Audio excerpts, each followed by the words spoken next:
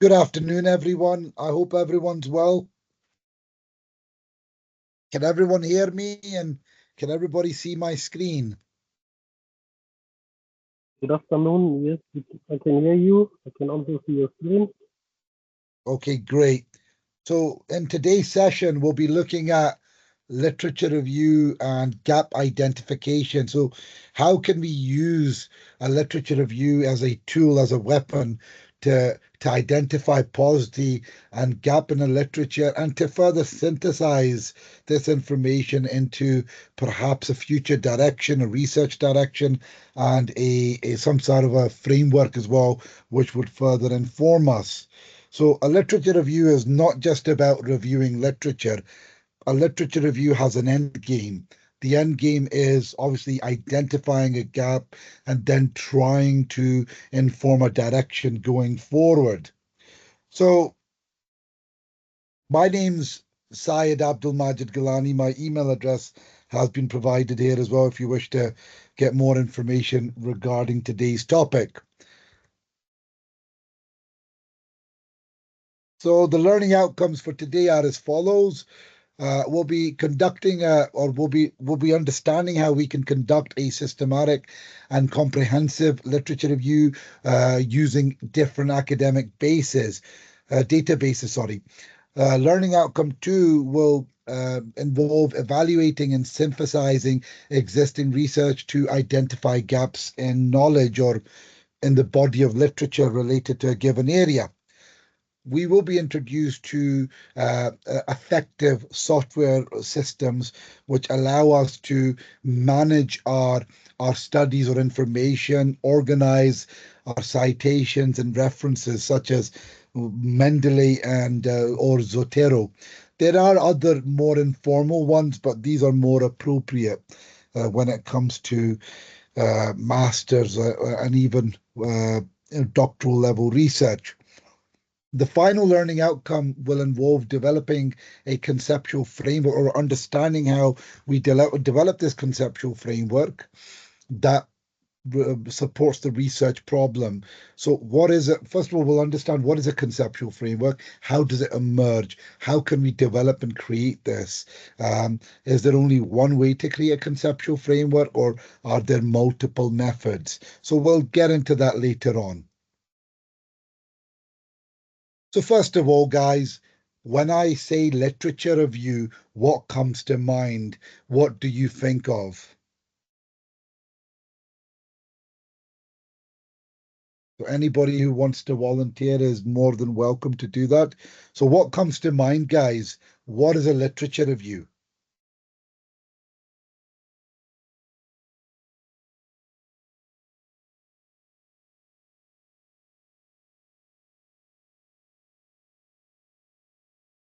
Anyone?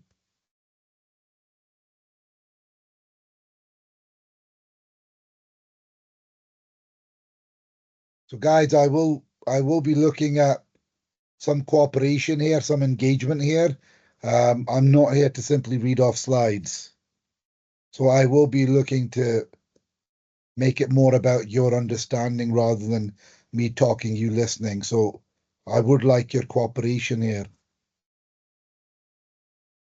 Okay. I think from my side, literature review is more of analyzing and studying through existing knowledge or existing studies that are more related to my research.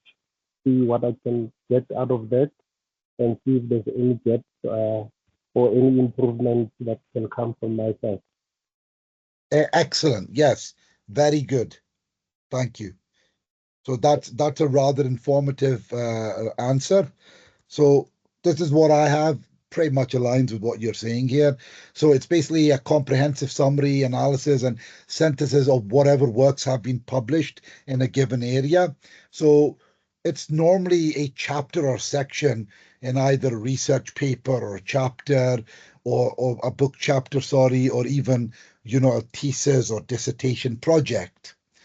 So the primary purpose here is to see what's out there and how we can further explore this. So what is the gap here? So what's already been done, but has it been done effectively for the purpose of our research study? Has a particular geography or context been explored? And what is the positive, what is the gap so that we can carve out a niche for our own study? And it also provides the foundation for future scholarly work, whether it's in chapter 1 or chapter 2 of your respective PhDs.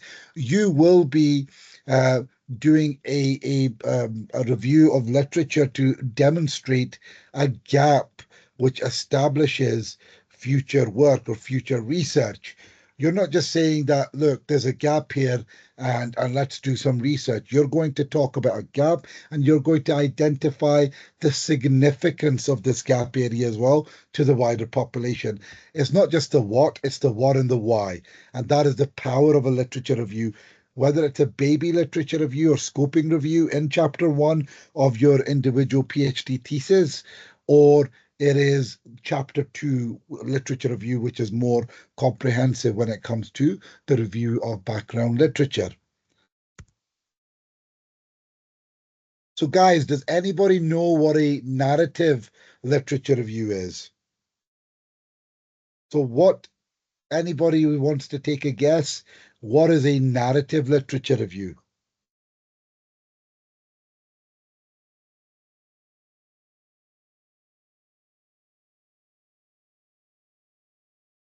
Narrative literature review. Okay, don't worry if you don't know. So, a narrative literature review is more of a traditional literature review. Okay, so basically, it synthesizes and critically analyzes the body of knowledge and literature on a given topic. It's like a story-like format, whether it will be in um, uh, in uh, in a particular order, whether it's in terms of geography, in terms of year of study, etc. And that you're comparing the studies to each other as well, the findings to each other to inform a gap. Inform what's been already done, what's already been found. However, has it been found in the context of your own focus as well? So it's storytelling, but you're trying to establish key emerging themes from this as well. Uh, it doesn't really follow a rigid structure or strict protocols, and there aren't really predetermined search strategies. So that's something else which I will discuss further. Um, it establishes a framework, a research framework, by identifying knowledge gaps and highlighting trends. So it can inform like a conceptual framework, but that can be done via deductive or inductive means. But when it comes to inductive, that's more along the lines of maybe a empirically informed framework. Sorry. So a conceptual framework is more what it says in the tin, conceptually informed, which is more so from a review of key studies and related theories. Um, and it provides a comprehensive understanding of the topic for the target audience. So it gives you a underpinning of what the topic is, because typically you will try and understand the key terms and the key terminologies and concepts related to the topic area before you delve deeper into the related theories and studies.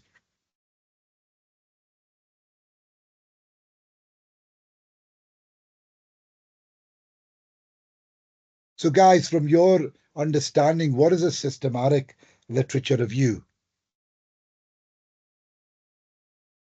So, does anybody know what a systematic literature review is? So, we've established a narrative review, which is more so traditional. What do you think is a systematic literature review?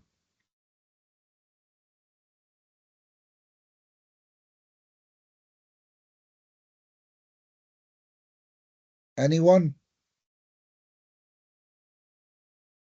Okay, so a systematic literature review is what it says on the tin. It's more systematic than a typical literature review. There are predetermined or predefined categories or criteria before you do your own research. You're going to have like exclusion inclusion criteria. You may have a criteria when it comes to the age of the studies, the geography of the studies, the focus of the studies.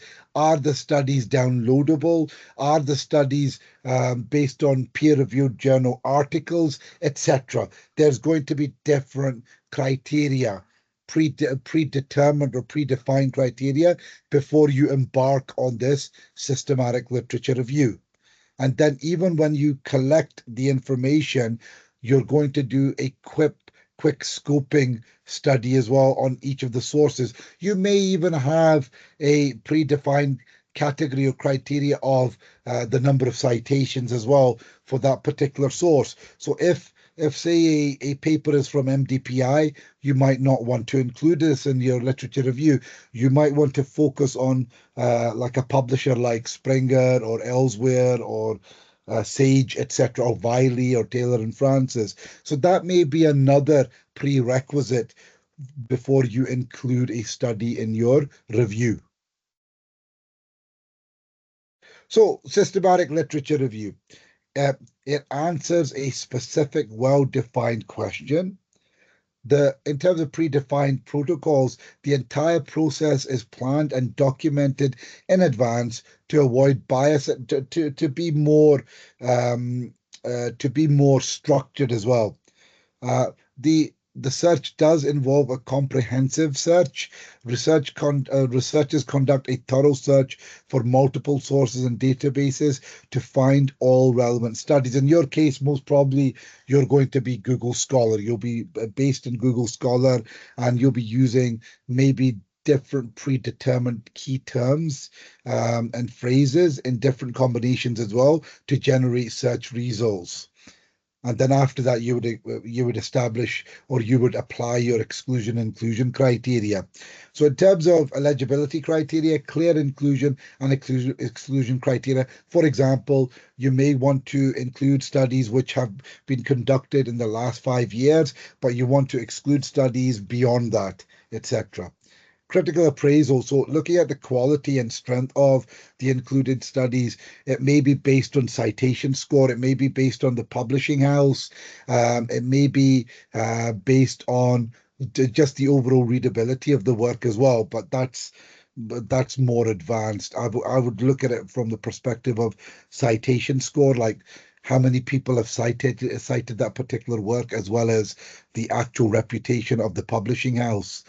Um, Synthesis of the findings. So the findings from all included studies are combined either quantitatively or qualitatively. So quantitatively, basically, you may arrange the work in a table to see who's covered what to establish that there is a gap when it comes to a particular methodology or a geography, etc. Or you may just simply uh, like combine findings, compare findings, etc., to establish a narrative, to establish a gap or emerging finding at the tail end of the review of global studies section in your literature review. Transparent reporting. So the entire method is documented in detail, perhaps through a Prisma analysis chart. So you may be thinking, what is Prisma? So what is Prisma? We may add. So looking into it, Prisma is typically associated with a systematic literature review. It helps you organize the selected papers or the papers that you are going to select in your systematic literature review. So this is like just to give you more insight. Prisma, it means preferred reporting items for systematic reviews and meta-analysis. It's basically it's an evidence-based guideline or roadmap for improving transparency, quality, value of the review you're doing, and it kind of underpins it through introducing a more systematic approach.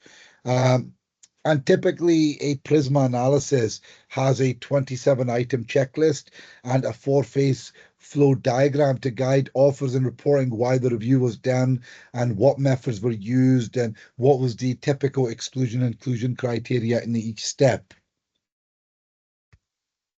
So this is what a Prisma typically looks like. So Identification, no number of records, identify through database searching, maybe when it comes to like a given topic area on Google Scholar, and then you go down to like number of records after duplicates removed. So that's the screening phase, but it doesn't need to be the same as that. You may, in the screening phase, you may look at things like, is the article, the full article accessible? If it's not, then that's excluded from your overall review. If it is accessible, then great, it will be included, etc. So eligibility. So yeah, you would maybe put that under eligibility. So the number of sources you have access to in the form of full articles. In screening, you would perhaps look at the title and number of citations and the year of the study. And then finally, in the included, finally, after the eligibility, if you are able to gain access to the full article of the selected source that's passed identification, screening, and eligibility steps, then finally that would come under the included stage. Okay, so these are the four typical steps: identification, screening, eligibility, and included. Okay, so these are typical steps of Prisma. But like say the stages in between, this is just merely an example for you, but examples may vary. So I've used the Prisma in a previous research study where I've changed it to fit my own needs, the focus of my own study. So, okay, so narrative versus systematic review.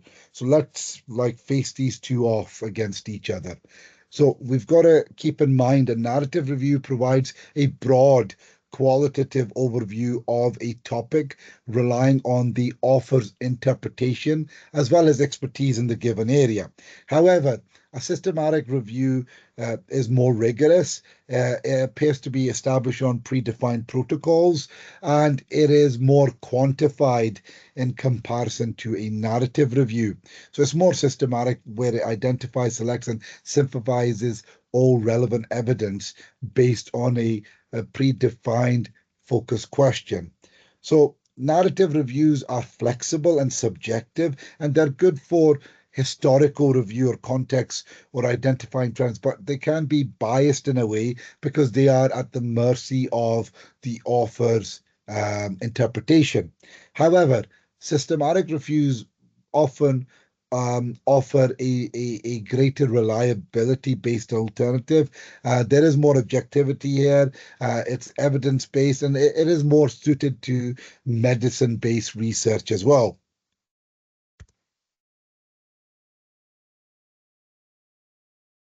So, guys, what do you think are reliable sources and databases for a literature review?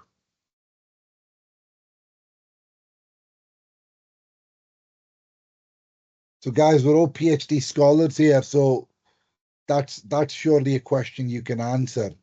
So, what do you think, in your opinion, are reliable sources and databases for a literature review?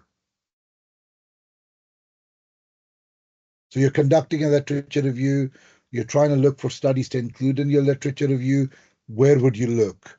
What would you consider? What would you select to be included in the literature review? I would look at journals and academic sources of books. So, yeah, so non-fictional books typically published by a respected publishing house, peer-reviewed journals. Yep, very good. Anything else comes to mind?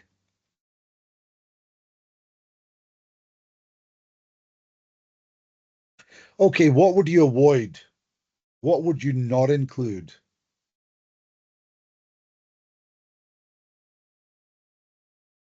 So what would you avoid including in your literature review?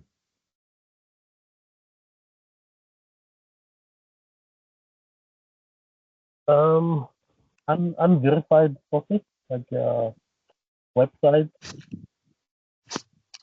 Like what type of websites? So what type of websites are unreliable?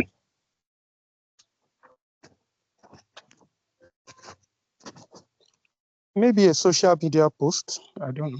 I Yeah, so think that's unreliable. Yeah, you can't use that. Anything else? Personal personal blog or website that Blogs you are have. not reliable. Yeah, good. Anything else? It begins with W, ends with A. Ends with A.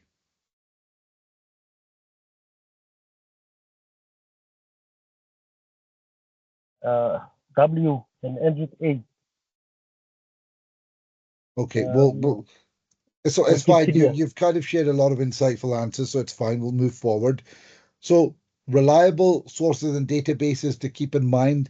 Some are like Google Scholar, Scopus, JSTOR, but you're probably going to use Google Scholar quite a bit. In terms of types of studies, you've got peer-reviewed journal articles. You may have books or chapters published, like in respected publishing houses like Springer, Sage, Emerald, Elsewhere, Wiley, and Taylor and Francis. Government websites as well, they're very reliable. Okay, so these are some examples of good sources that you can use, good databases and sources. Um, so sources to avoid: Wikipedia, that's a no-no. Blogs, that's a no-no. Fictional books, that's a no-no. Okay, so these are things that you need to avoid when it comes to your literature review chapter or section. Okay.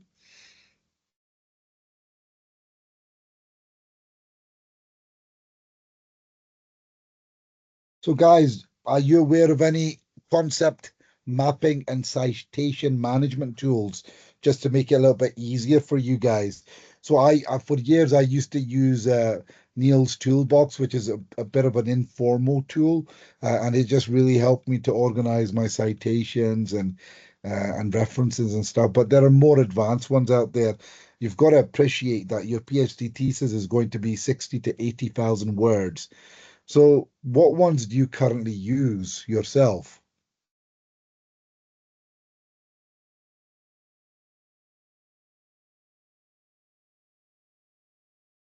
What do you currently use yourself, guys?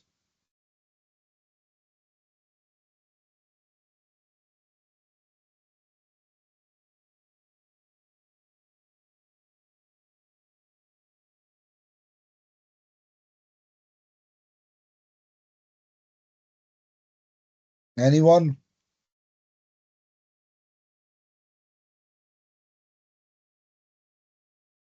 Okay, so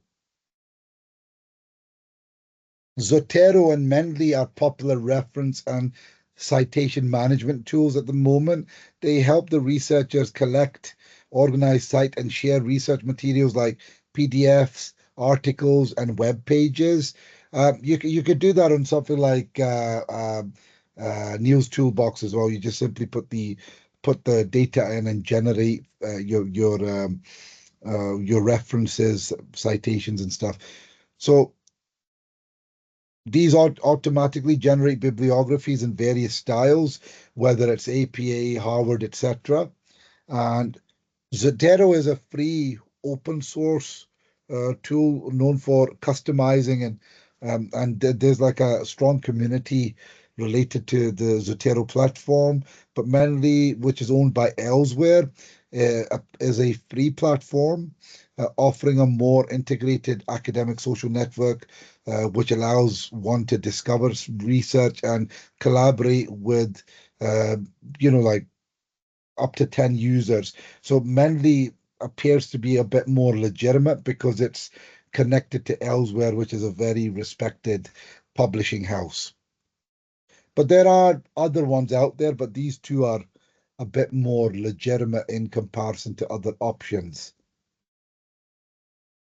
Right, so we need to understand, how do we synthesize and critique studies? So okay, we've done the search, we've included these studies in our review now, but how do we synthesize and critique these studies? So remember, you're trying to critique these studies based on, you're identifying what they found, but you're also seeing that whatever they found is that how far off or how similar is that to the context of your own proposed research area or study?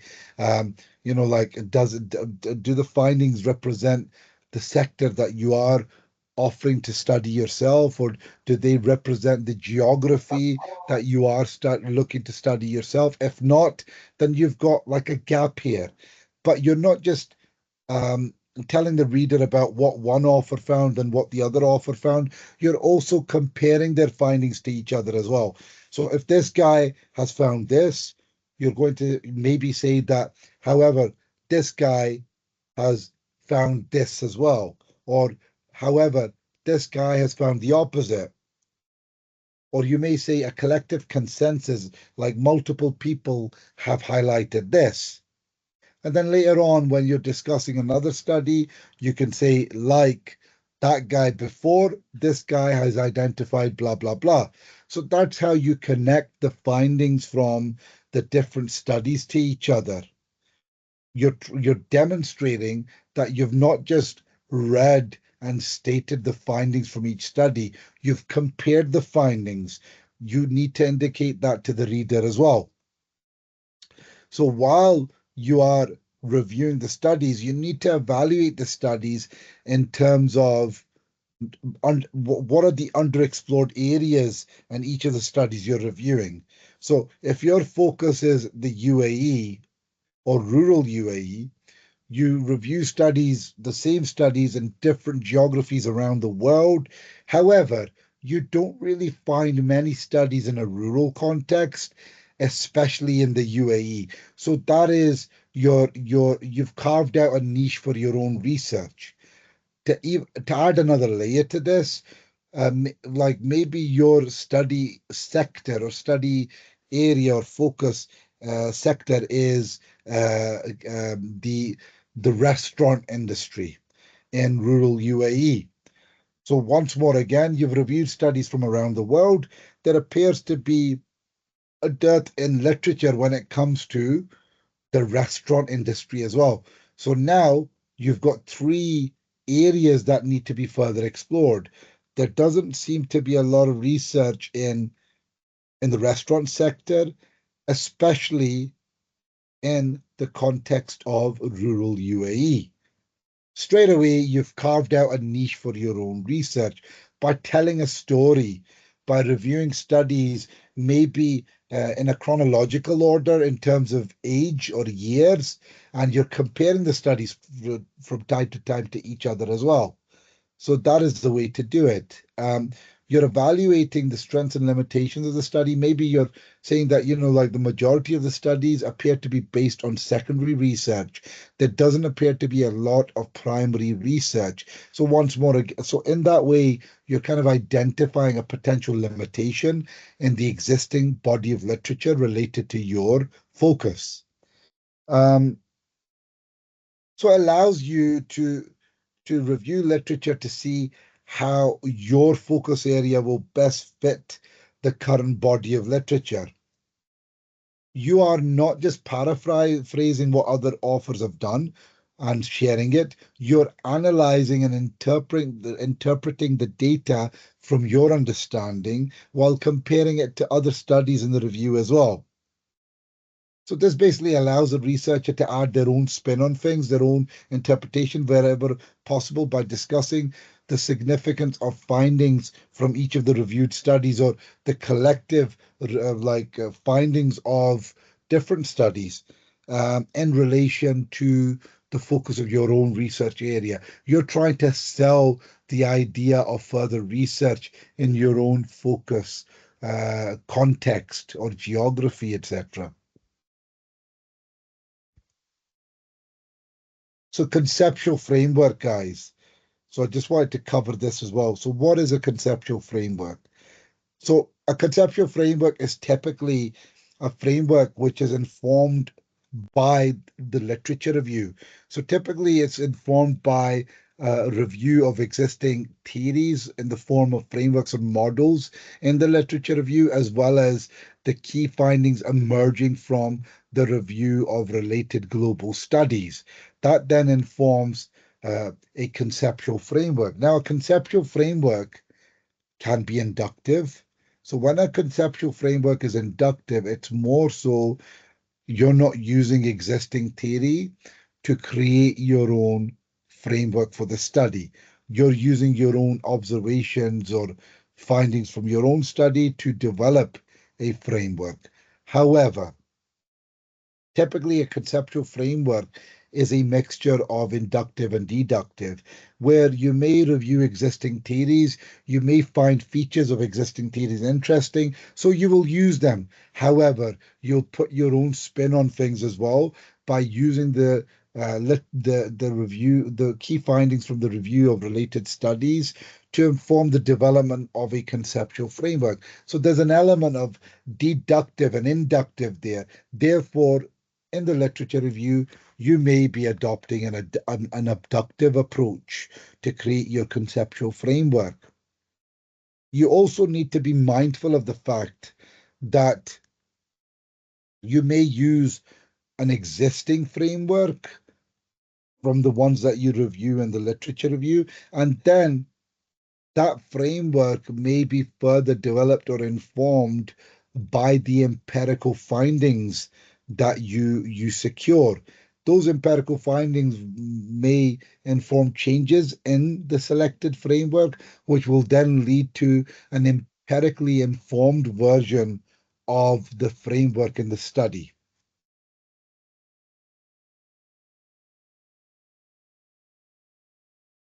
Okay, guys, so the next question is, how do you typically structure a good literature review, especially when it comes to writing papers? Okay, so I'm going to spend a little bit of time on this. First of all, guys, you need to have an introduction section. Okay, so this is especially the case for a PhD or DBA thesis, where you outline the purpose of the chapter and you outline upcoming sections in terms of section numbers. However, an introduction section is not necessarily required in a research paper, a research article. Okay, then you may, in a research article, you may have the opening section as like a section which is clarifying the meaning of the key concepts and terminologies related to your area of focus. So if, for example, if I'm looking at entrepreneurial resilience in Lebanon, rural Lebanon, I'll need to clarify what I mean by entrepreneurial resilience and rural Lebanon in an opening section before I delve deeper into reviewing literature. So typically you would have a section like this. It's more of a background section before I go deeper into things. Then you've got the next section that you have is uh, a review of study section. So that can be included in both a thesis chapter as well as a research paper. So you are reviewing literature related studies from around the world. You may organize these studies in terms of their age as well as in terms of different geographies. Now, you will leave the review of your target geography till the very end. So if your target geography is the UAE, then you may review studies in North America, then Europe, then Africa, then Asia, then finally the Middle East, and then you'll start reviewing studies in the UAE. So it's a funnel approach. And you may, like, for each of those geographies or in each of those geographies, you may review studies in a chronological order. So say, for example, at the end, when you're reviewing studies in the UAE, you may review studies in the UAE in a chronological order. Okay.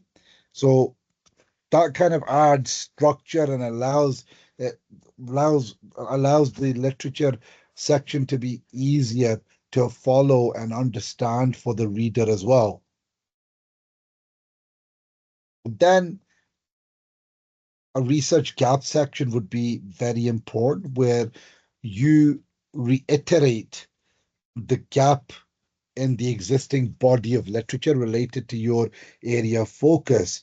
So you identify, first of all, well, first you highlight once more again this gap area in terms of context, geography, like a gap in a particular type of methodologies adopted. Maybe there's not been enough mixed methods adopted. There's not been any recent studies, etc. In addition to that, you also mention the significance of your proposed study. So it's not just the what, it's the why. You remind the reader of why this study will be significant for the wider population. Maybe in the case of the rural UAE, such a study may aid the rural economy, which may then prevent depopulation of rural areas and the extinction or potential extinction of ancient rural cultures. Okay, so that is how you typically address the research gap section. Then you may have research objectives. Like, say, in a thesis, you can have research objectives in chapter one. Typically, in a research article, you would have the research objectives in the literature review section. Okay, so the research objectives are basically the steps you take to fulfill the research aim. Okay. Research hypotheses. So these are basically you making statements based on the key findings from your literature review and the focus of your research area. So these hypotheses, they need to be tested from the empirical findings. And in the end, you're going to say whether hypothesis one was rejected or was it met. Hypothesis two, was it rejected or was it met? Then after the hypothesis section, you've got the conceptual framework section where you review existing theories. First of all, you provide a rationale as to why you're including these theories in your review, and then you review these existing theories to determine which one is the best fit for your research study. If you're unable to determine one which is a best fit, then you may create a conceptual framework which is a combination of different theories. Then you may create a research question section. So these are just research questions for the study. In a way, you may transform your research hypotheses into research questions as well. They're quite similar typically, the hypotheses and the research questions. And then you won't have this in a research article or a book chapter, but you may include a chapter summary in a thesis project for chapter 2 literature review. Here, you remind the reader of what the purpose of the chapter was and how it's been, and you demonstrate how it's been achieved.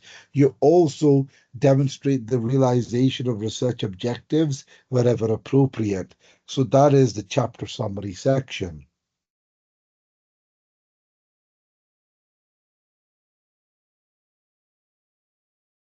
So that's how you basically write a literature review, whether it's for like a thesis project or a research paper.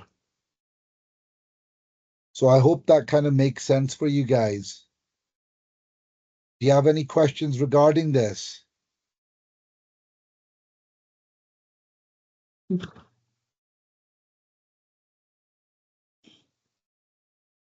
Any bit of curiosity here? Okay, well, maybe just a question from my side. My name is Kayode. I'm calling from Lagos, Nigeria. Again, thanks again for taking time on this. In terms of the key question for me is that must this outline that you posted here, must it always follow this sequence, or should I use the word chronology, The reason why I'm asking is, at least I remembered when I was doing my master's, the research gap was actually, I think it was the last, before the summary, it was the research gap question was actually the second to the last before the summary. Again, I differ on this. I believe this is, but I just want to know that must it always follow this sequence? Thank you. Right. So basically, in your PhD thesis, you're going to have many opening sections. So, say for example, if I'm conducting a research on investigating the diffusion of drives and barriers, investigating drives and barriers for broadband diffusion in rural Scotland, in the restaurant industry, then I need to have sections dedicated to defining rurality, to establishing the meaning of drivers and barriers, to maybe exploring policy promoting broadband diffusion in rural Scotland, etc., before I get to the review of global literature when it comes to related studies in chronological order.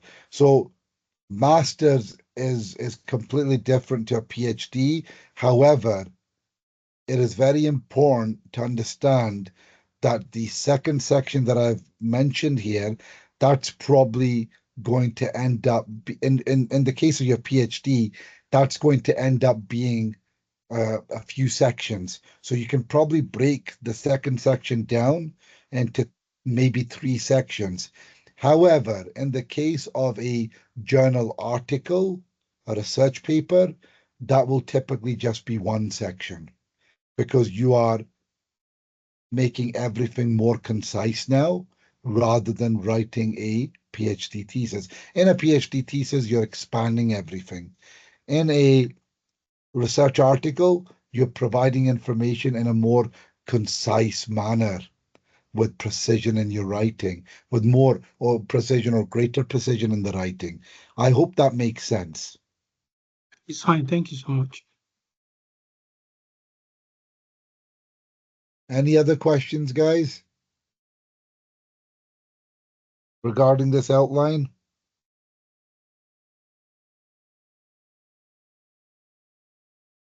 It's all clear, thank you. Sorry? I was Hello? saying no questions. It's all clear. Oh, it's all clear for you. Okay, very good. What about the other stuff that I've covered? So anyway, so you know what I mean by conceptual framework. Yes. So is everybody clear on what constitutes a conceptual framework? Okay. Okay, good.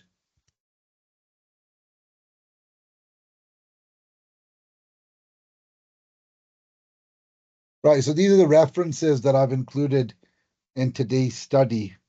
So these are all from respected journals, and you may benefit from using these in your own work, or you can further explore these sources. And now I'm going to move on to the questions phase again. So I just wanted to, while I was on the outline for the literature review or proposed outline for the literature review page or slide, I wanted to invite questions at that point as well. But overall, regarding your own individual PhD journeys, especially when it comes to literature review, guys, now is your time to ask questions, and I'll be more than happy to answer them.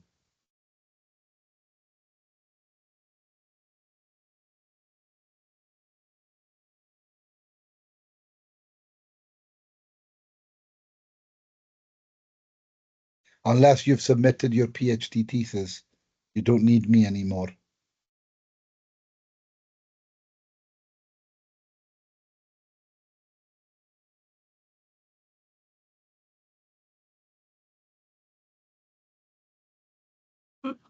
Well, on my own side, I don't think I have any questions. I think you've given us let me speak for myself. You've given the guide.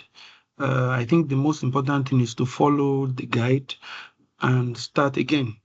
I believe for most people, let me speak for myself. The fact that I have some basic understanding on research, of course, not at the level of PhD, but I have on a basic understanding on what to do. So, based on this guidance you've provided, I think is enough for me to start. I think the critical thing for me is to start, and then then.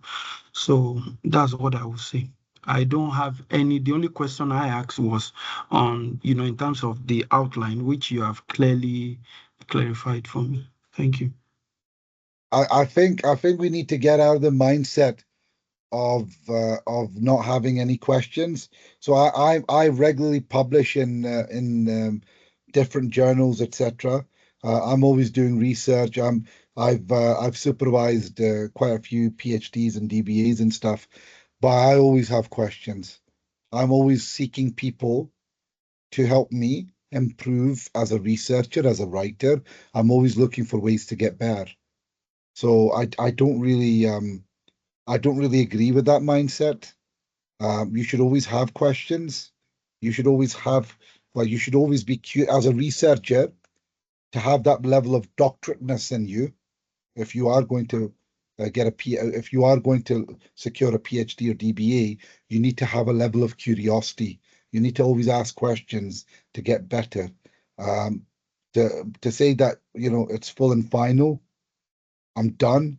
I've completed this game. I'm going to move on to the next level. It doesn't work like that, I'm afraid.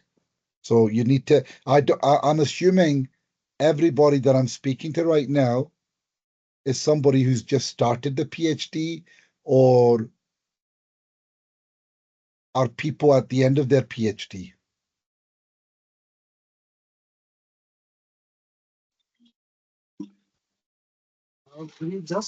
From my side, I just started. I believe should, and I believe I will have questions.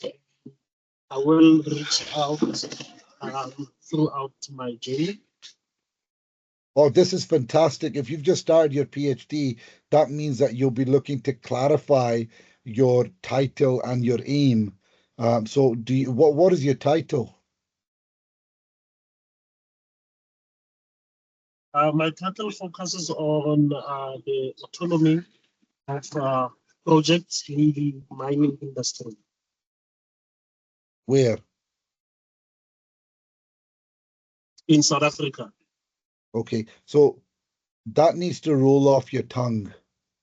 Okay, Yes. you need to be very concise. So, right, so I already know what your business industry is, the mining industry. I already know what the geography is. It's South Africa. What exactly do you want to find out? The importance of autonomous projects in the mining industry in South Africa. Autonomous projects. What do you mean by autonomous projects? Autonomy of it's more of the project offices, because the most mining houses, they have their own project offices, and I want to find out the relationship between the success and the failure in terms of those offices being autonomous. How are they? Can you please define what a project office is? A project office is an office within an organization that deals with project management, that manages projects that are being executed by that organization. Okay, so what exactly do you want to find out? So do you want to find out the factors that influence the efficiency of project offices or project management in the mining industry based in South Africa? Yes, that's basically what it is.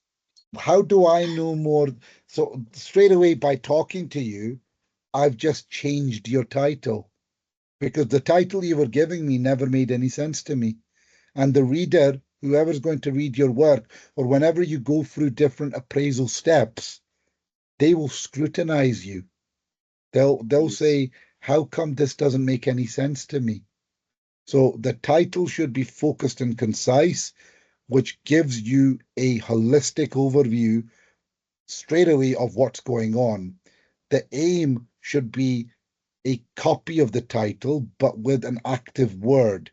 So your title should be the role of project offices in the mining industry in South Africa, something like that.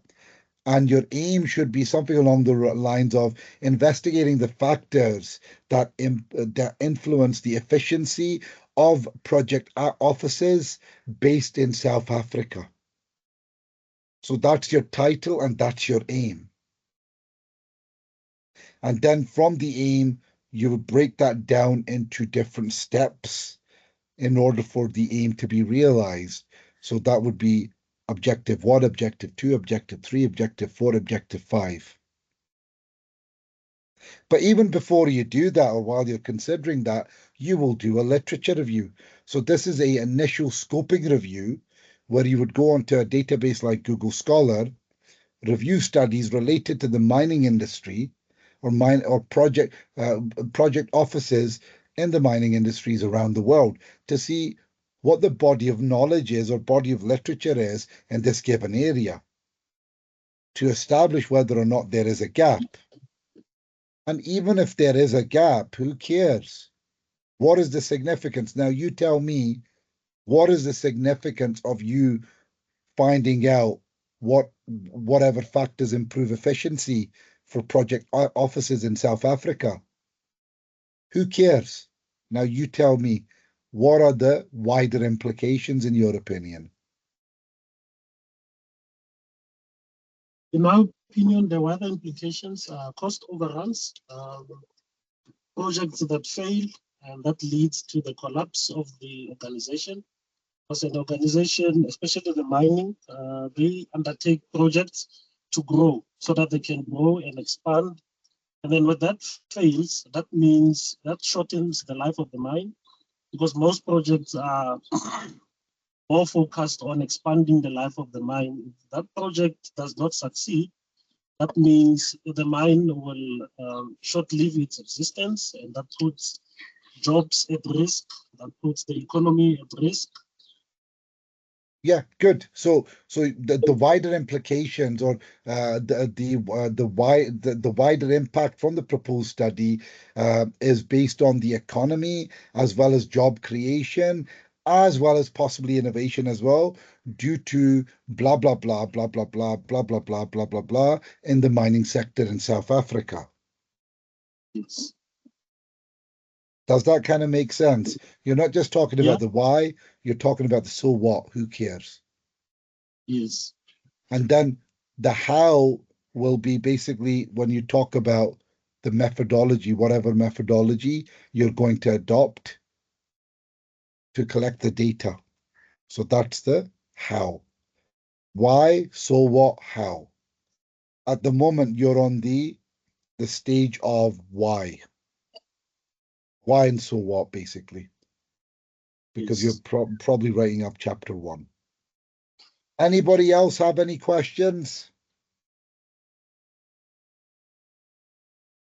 Guys, I've just demonstrated that there is a benefit of asking me questions rather than not asking questions. You're here, I'm here. So take advantage of this time.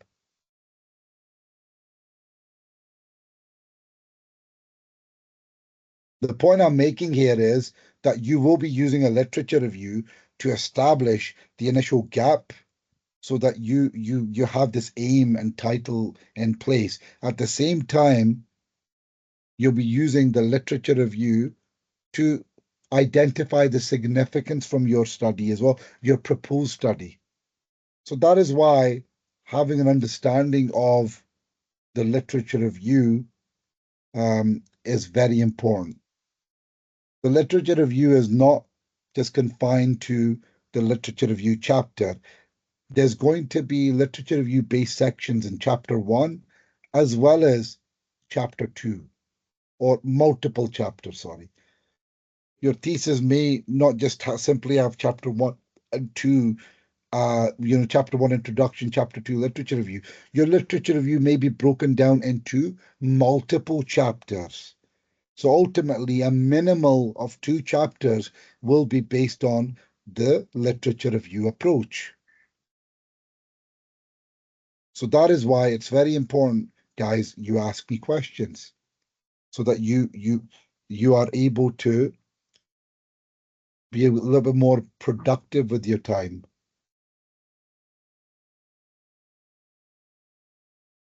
Couple of more minutes left, guys. Any more questions?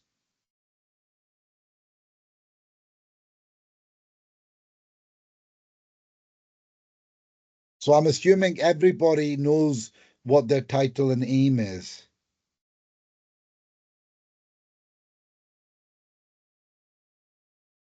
Yes, I know my title and aim. Okay, so what is your title?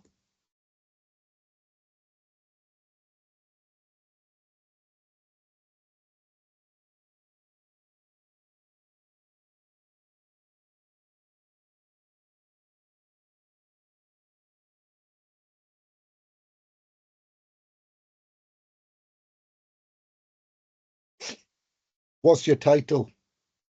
Oh, sorry. Are you? Oh, sorry. Maybe I missed what you said. I didn't. Maybe there was a network problem. I think the title of my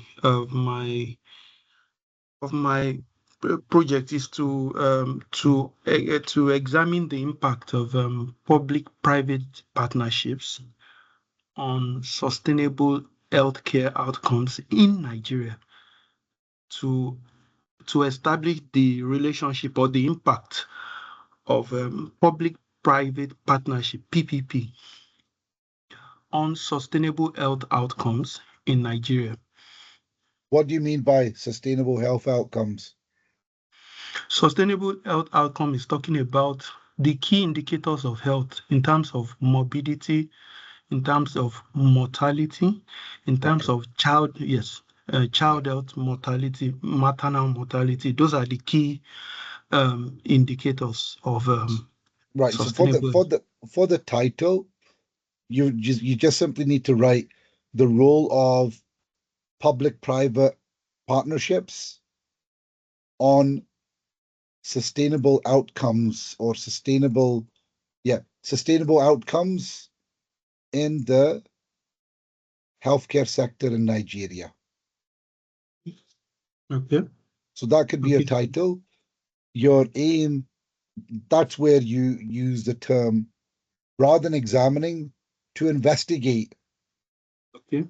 To investigate the impact of public-private partnerships on sustainable output or sustainable outcomes in the Nigerian healthcare sector. Okay. Mm-hmm.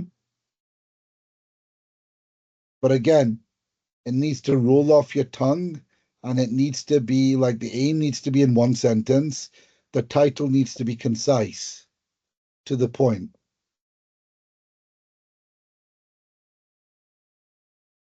Okay, what is the significance of this proposed study? Okay.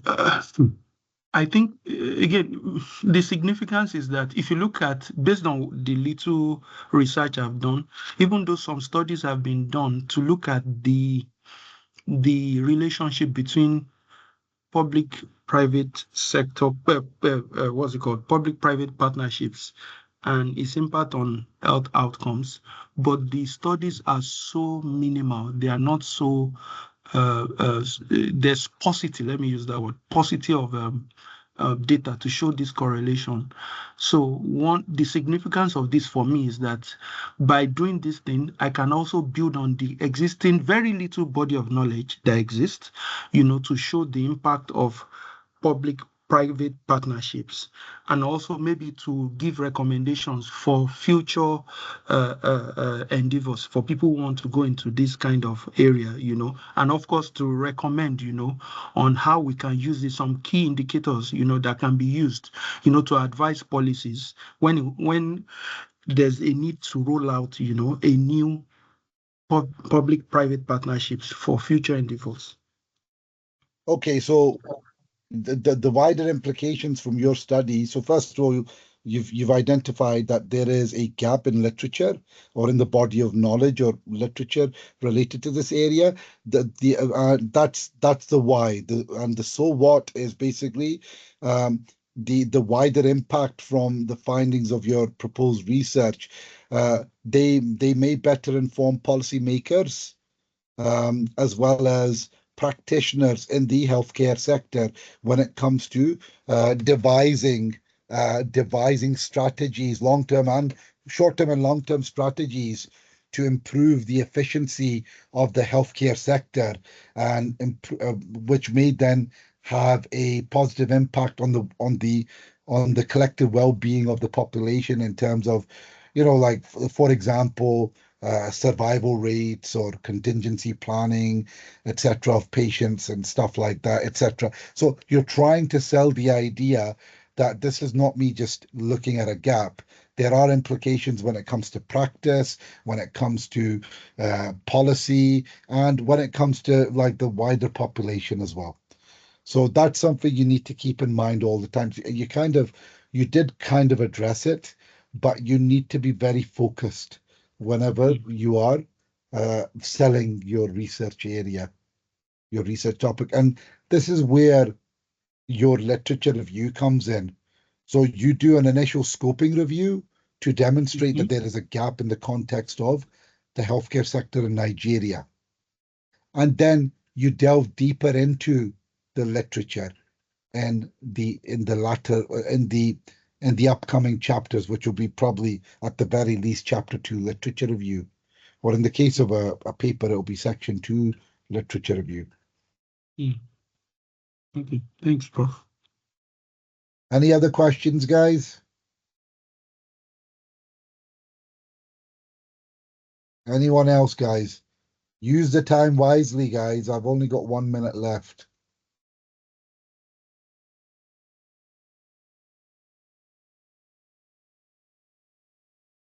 Okay, guys, so if you don't have any questions, thank you very much for attending.